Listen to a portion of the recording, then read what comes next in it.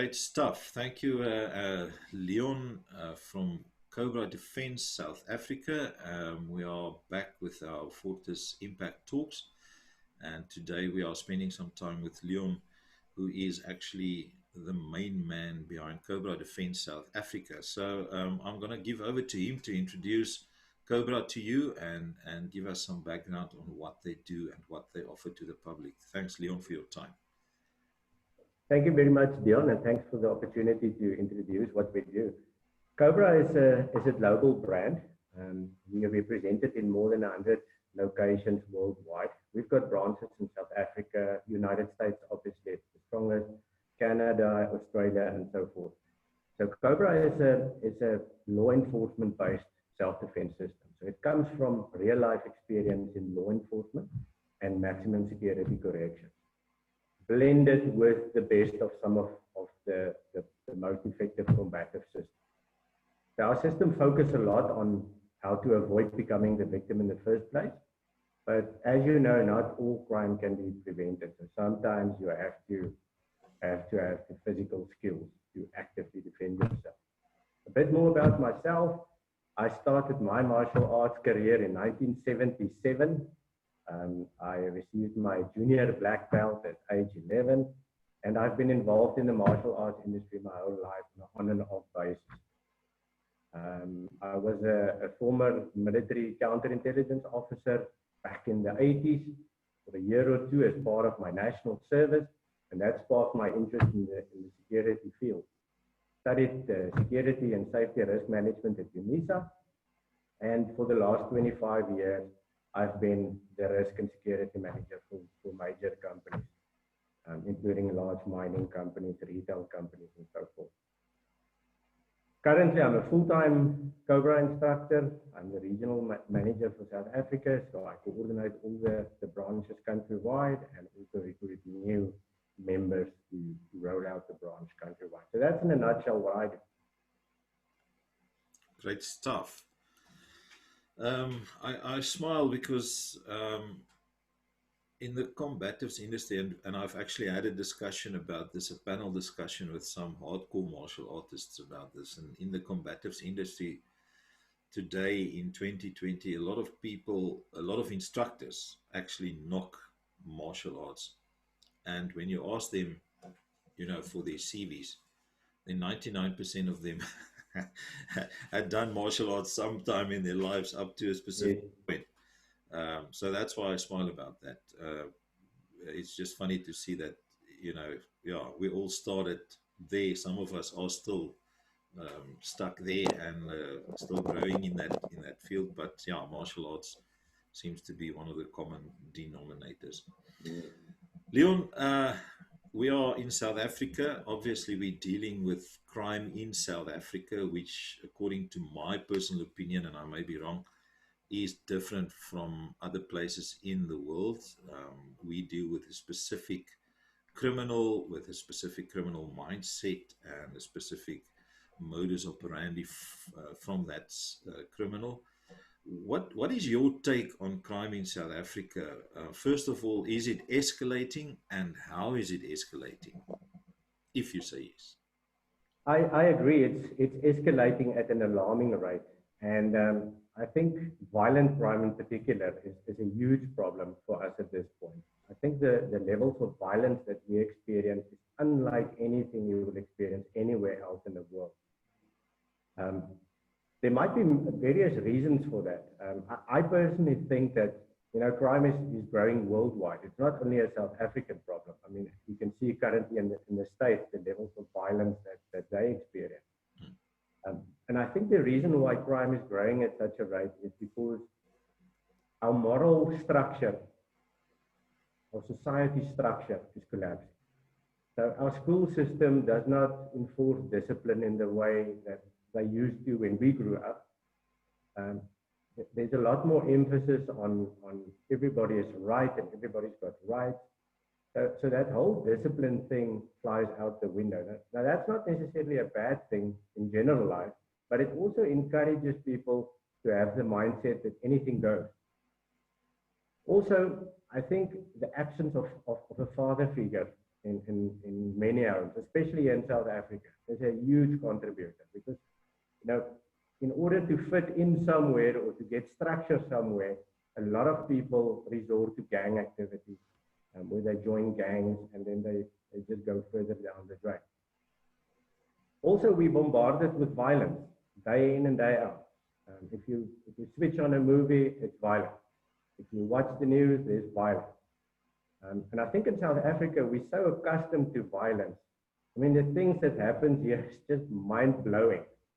And that makes people a lot more blasé about violence. And so that's been bad, but it could be worse.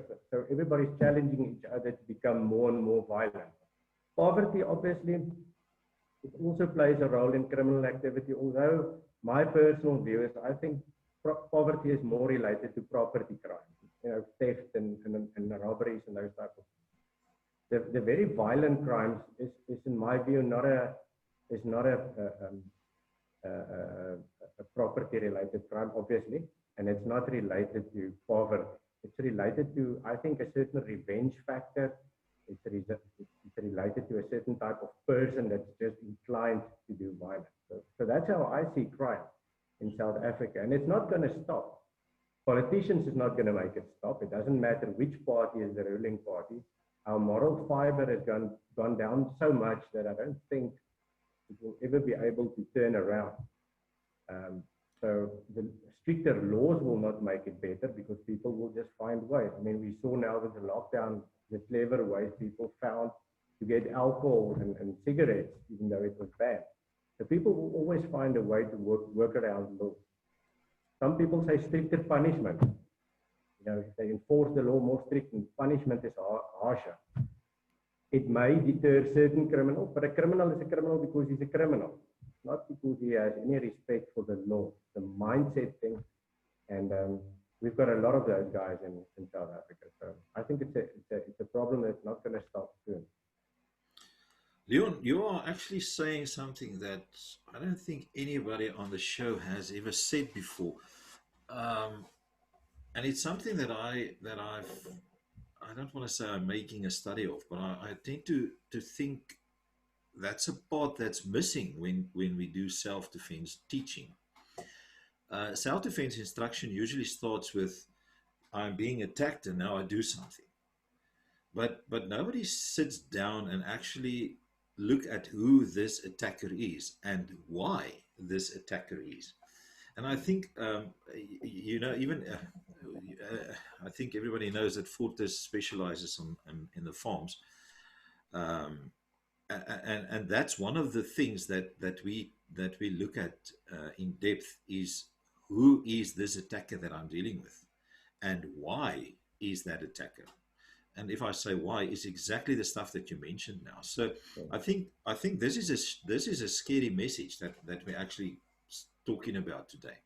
People need to realize that stricter laws will not change it. Another political party will not change it. To use the government's own term, this needs to be addressed at grassroots level. This needs to be addressed right there from the start, where the kid is born into poverty and how that. And that's not something you and me can solve. That's why we do what we do. But I love that you said that, because I mean this is setting up the stage for an interesting discussion here, and I like it because nobody has talked about this, and I always think to myself, why is everybody sort of, I don't know if they're missing the point or if they just don't talk about it, but I love what you're saying. So if we look at that now, if we bring it from that viewpoint, so we are dealing with this violent person who is screwed up in his mind because he is what he is, then obviously the question then comes to how important is self-defense? Right. I know what I want to say, but let you answer that. How important is it? Let me answer it in the following way. Most people insure their cars, their homes, they invest money in physical security measures to secure assets. But very, very few people actually invest in their most valuable asset, themselves. In schools, we teach our children mathematics and home economics and life sciences, social sciences, whatever they call it these days. But nobody teaches the skill that every single person in South Africa needs: self-defense, how to protect yourself.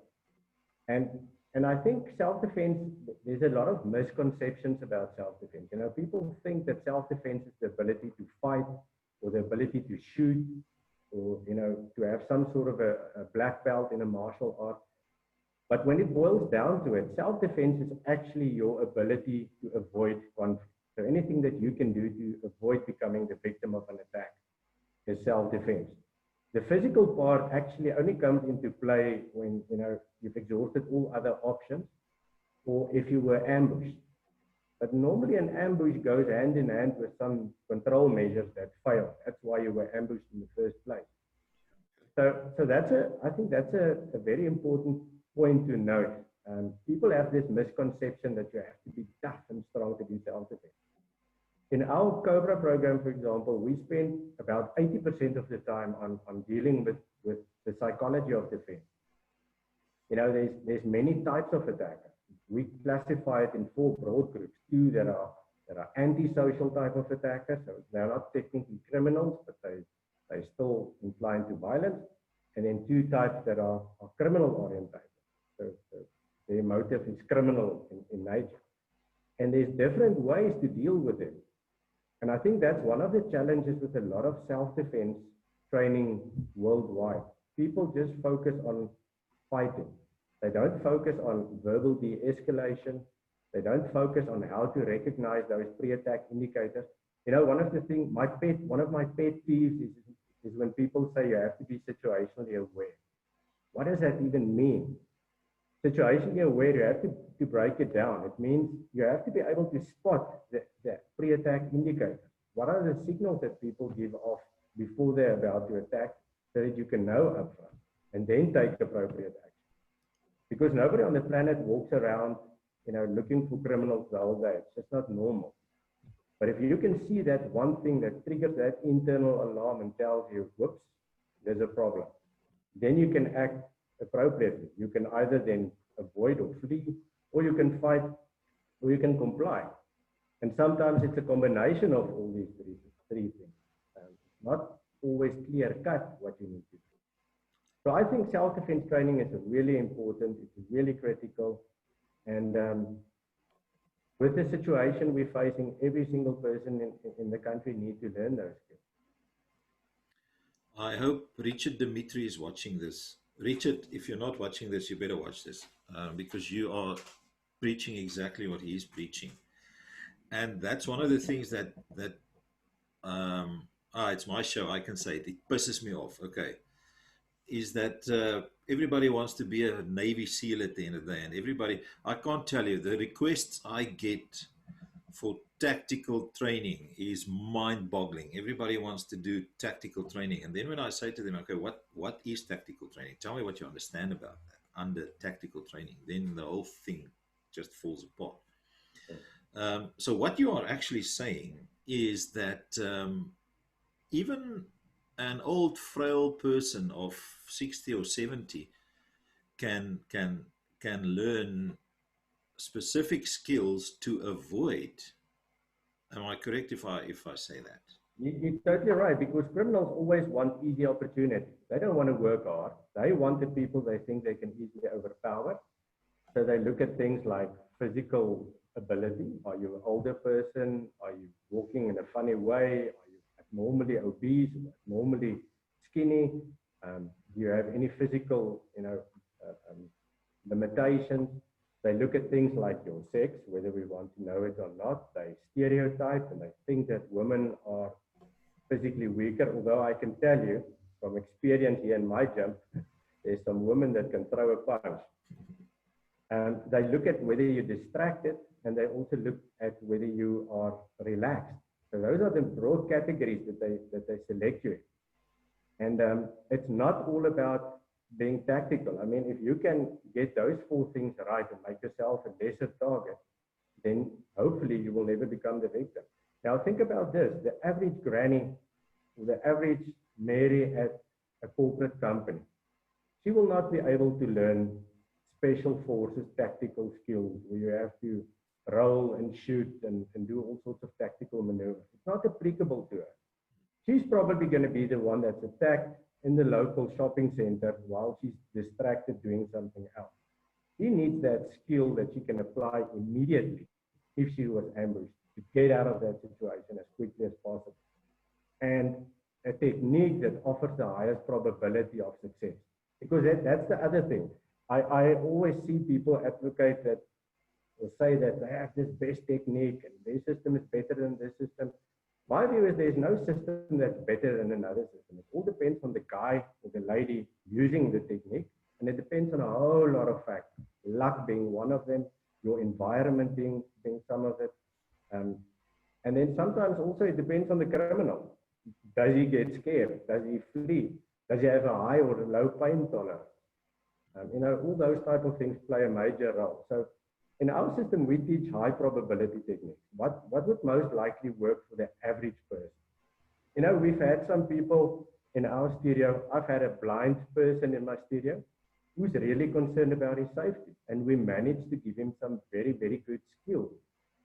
Things like, if there's a knife against his throat, they do brilliantly at that because he can literally feel what he needs to do.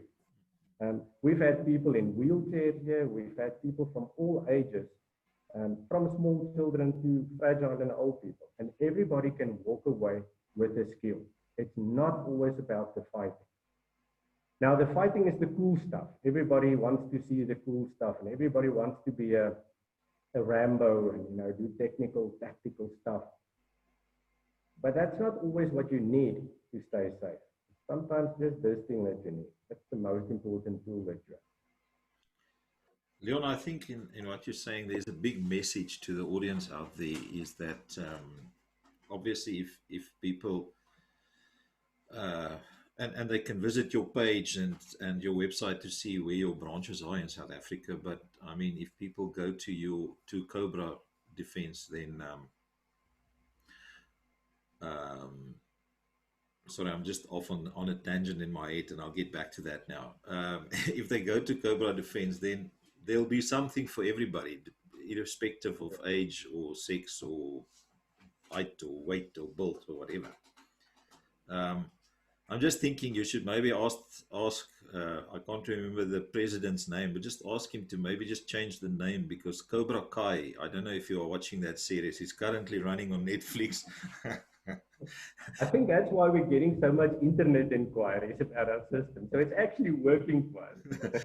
It's taking us back to those days, with all damn your son and so forth. No, that's the stuff that's going on in my head. Sorry about that. So no, just a little bit lighthearted.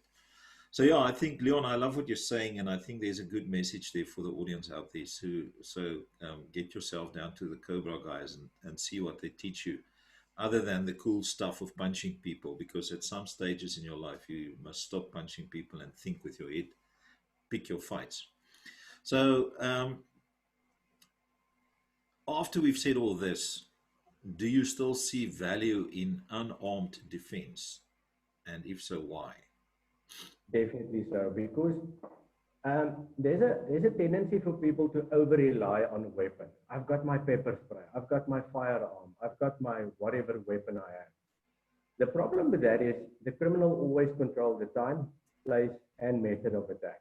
So they decide what happens, when does it happen, and how does it happen. Meaning they always have the element of surprise on their side.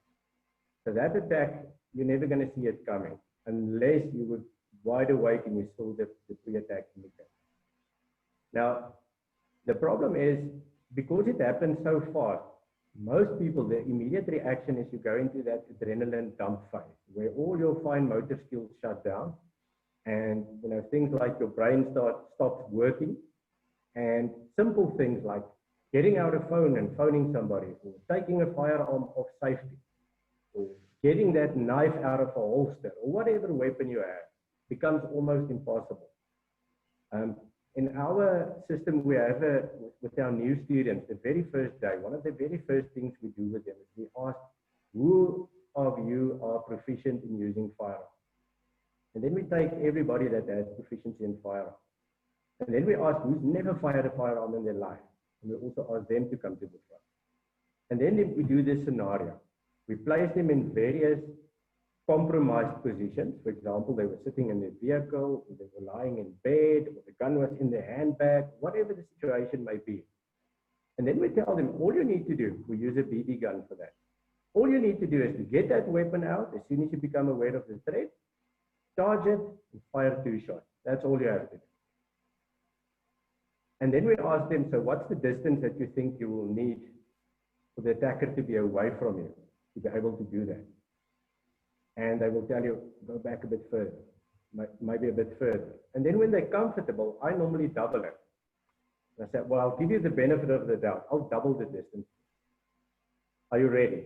And when we say go, all I need to do is to make a ruckus, a hell of a noise, and suddenly that adrenaline dump sets in, and they become totally shut down.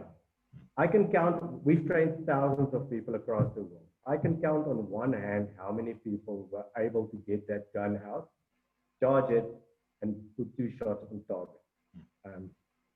And it was not police officers, and it was not security officers, believe it or not. It was actually private people that managed to do it. Most people cannot do that. So what's the purpose of this long story? If you do not have unarmed combat skills, it means you're over-relying on one weapon, which might fail you. You have to be able to transition between that weapon and the immediate situation. You have to, if a guy comes from behind and puts a knife against your throat, even if you have your gun on your hip and you are ready to go and you've got the best ammunition and the best sight and the best, fancy equipment on your gun, he already has the advantage over you. He now controls the time, place, and method of attack. Anything you will do will be too slow. We demonstrated by letting people stand like this, and then I tell them, all right, if I clap, you clap. And then they're always slower, meaning that action is always faster than reaction. Yep. So all that guy needs to do this, you still need to get your gun out, get it at the ready. Whether you carry it one up or whatever, you will be too slow. Yep. Unless you have adequate prior warning and you can see, okay, trouble is coming my way. So that's why I think unarmed combat skills are really, really critical. But the opposite's also true. You cannot only rely on unarmed combat skills because you might not be as strong as you think. The attacker might be on drugs. As I said earlier, he might have a high pain tolerance level, or you might be injured and your techniques may have no effect on him. So you must be able to transition between things. Okay. So I think it's really critical for people to still have unarmed combat. Okay, so basically what you are saying is that try and learn as many skills as possible. Yes. Yeah. So in that whole scene or that whole scenario there, where do you see the value of firearm training and carrying a firearm, and how and why? First of all, I'm not a firearm instructor, so anything that I say now is based on my own opinion. Okay. I love guns, but a gun, like pepper spray, like scissors, like a broken CD, like whatever you want to use as a weapon, is a tool.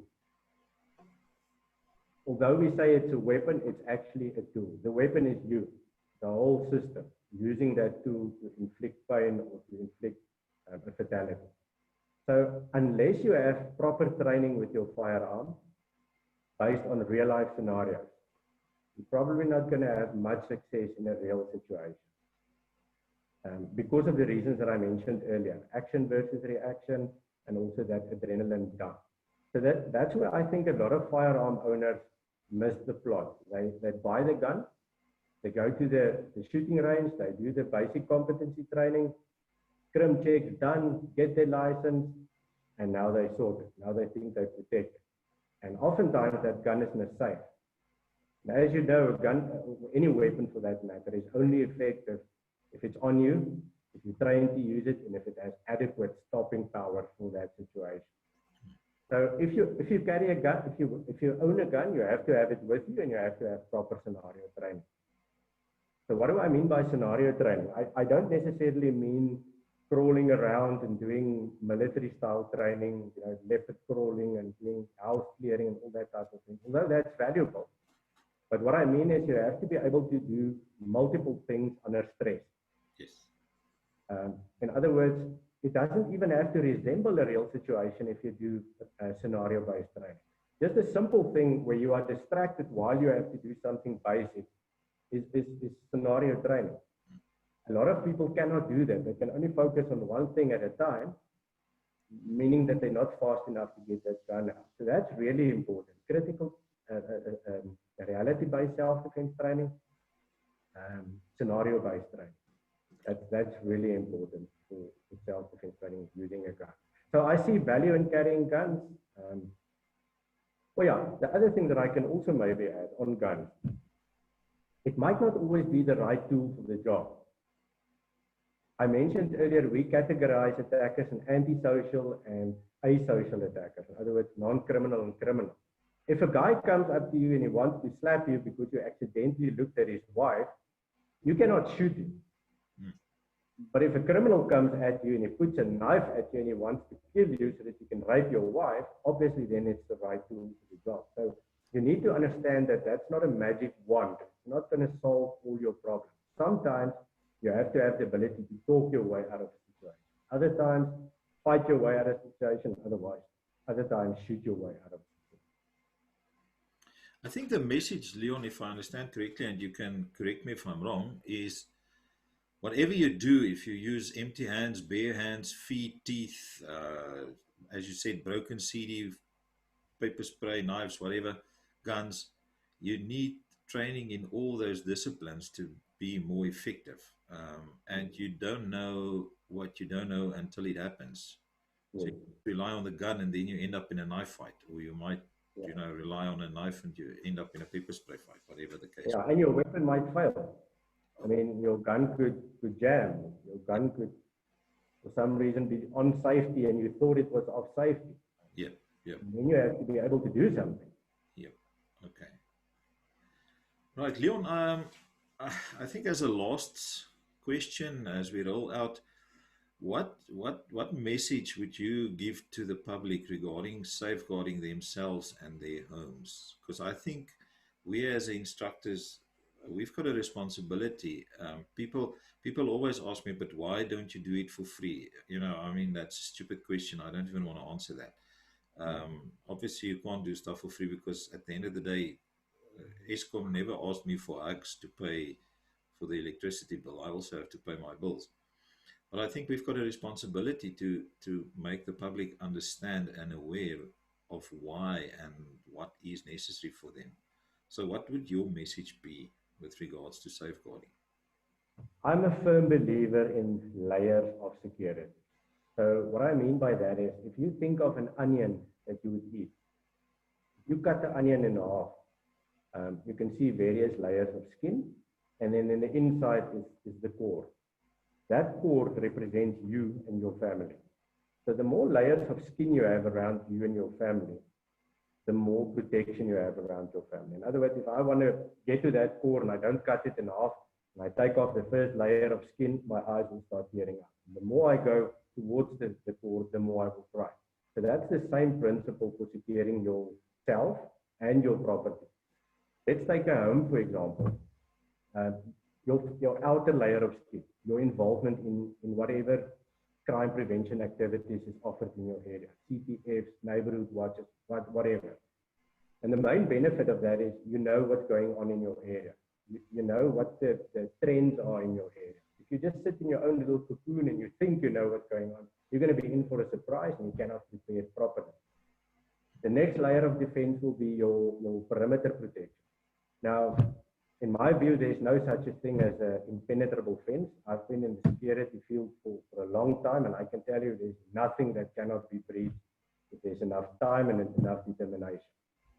But you want to prevent people from just casually walking into your premises. You want to make it a bit more difficult for them. And then importantly, the next layer, you have to have something that warns you when that fence was breached.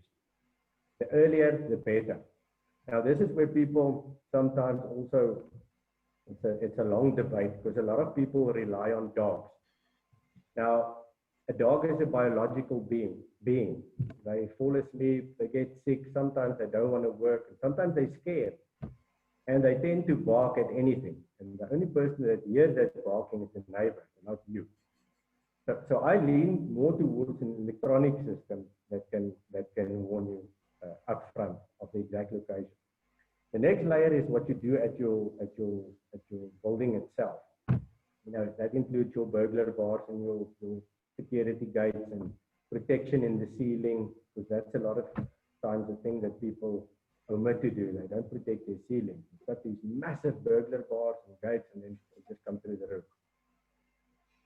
And then the next layer of defense is something that warns you, all right, there's now intrusion inside the house, typical alarm system. And then the last layer of defense is more planning inside. You have a safe room. Is your safe room properly equipped? Is your toilet facilities inside that safe room area so you don't have to go out?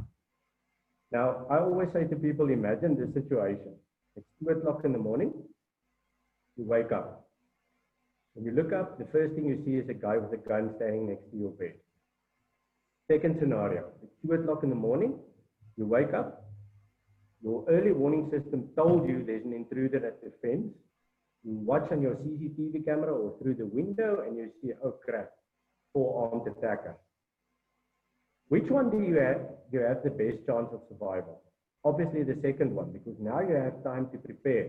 You can get your family to the safe room, you can get your weapons at the ready, press the panic buttons that you want to press, get the help that you want to have, bunker yourself in, and you do not go out. So that's the mentality that I always advocate or recommend to people. Think in layers. So a lot of people say to me, yeah, it's all good and fine with my home, but what if I go out in the streets? I can't have bodyguards and fences around me. We've got a principle we call the AAA principle. It stands for awareness, alarm, action. And that's your 3 layers. Awareness is your outer layer. Pay attention to your surroundings. Don't be on your phone in a public place. I want to tell you something about that quickly as well when I'm finished. Alarm, listen to your gut. Look at the pre-attack indicator. And then action is do the appropriate thing. Comply, fight, or evade. That's where people always become a bit confused. Most people think they're going to fight. Now, in general, and I'm not saying that's always the case, but in general, if you can avoid, it's better to avoid. That's always, the easiest fight is the one where you're not at. But when do you fight and when do you comply? My view is if they want property, comply, give it. You can insure it, you can replace it. If you are really so worried about your property, get better insurance and improve your layers of security. But if they want your life, if they want to rape you or your wife, or you have any suspicion that that's the intention, they want to kidnap you, you have to fight. You have to fight with everything that you have. But it's not always that clear cut. Imagine the following scenario. Car hijacking. What's the motive? Property. So generally speaking, comply, give them your car, you can insure it, you can get a new model, a new car. But now the one guy comes and he tells you, you get into the car. Now suddenly the motive has changed. Now they want you, no longer about your car. You have to fight. But herein lies the problem. Hijackers very seldom operate alone. It's normally gangs of armed hijackers. So you cannot fight them. So what's the best defense? That very first aid, awareness. Because it doesn't start there with a gun next to your head. It starts while they're busy following you, or while they're gathering at the choke point, or while they're hiding at the bushes in front of your house. And the earlier you can detect that and act appropriately, the less likely that you're going to stand in this position with the gun next to your head.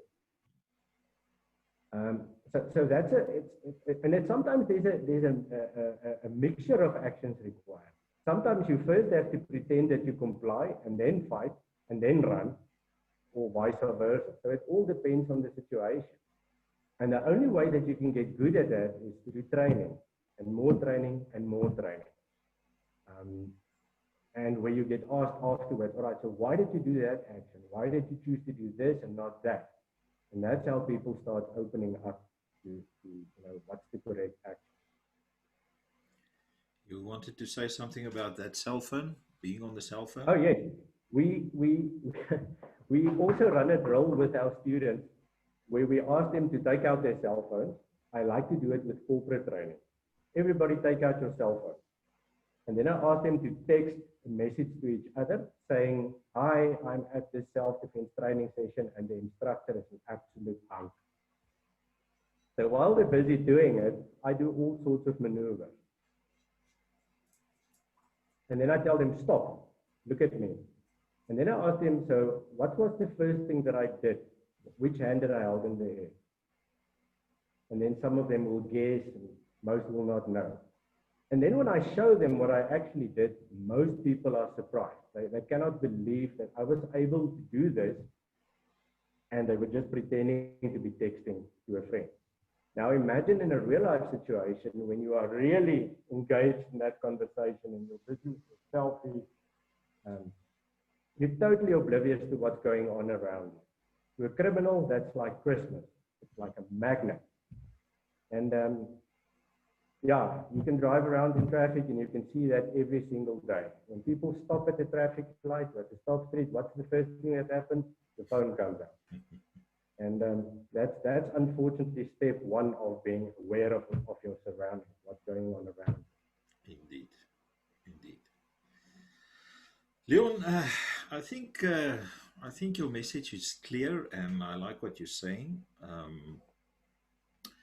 Everybody who wants to get in touch, I know Leon's studio is in Bloemfontein, so all you Free State, al julle Vrystaat mense, né? Gaan daar 'n bietjie na Bloemfontein daar by Leon, and you can learn, you can look in there and get in touch with Leon. They've also got studios in other places in South Africa. Welcome to visit their page. Just look for the links. It'll be in the description when I post the video. It might be below, or I don't know, somewhere. Just read, be aware, and see what we say. Leon, thank you for the time. Thank you for sharing with us. I think it's valuable information that you've given. Yeah, and I hope we do some stuff together in future. Thank you very much, Dion, and thank you for the opportunity, and be safe. My pleasure.